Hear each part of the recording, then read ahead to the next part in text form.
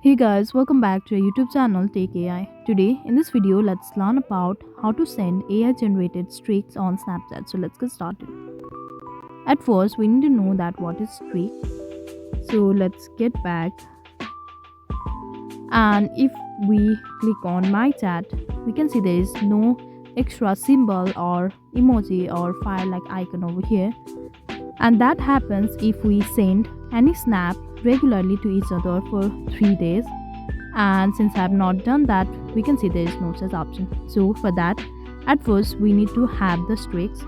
So you can go to chats with someone and send that let's have a streak,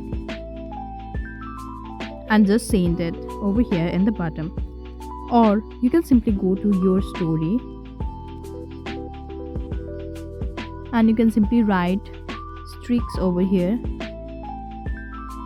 And if someone is interested in sharing streaks with you, they will chat with you or send the snaps. And once you get the streaks after doing all of this, you can simply send the streaks now. So that is all. I hope you liked the video. Please do like and subscribe. Thanks for watching.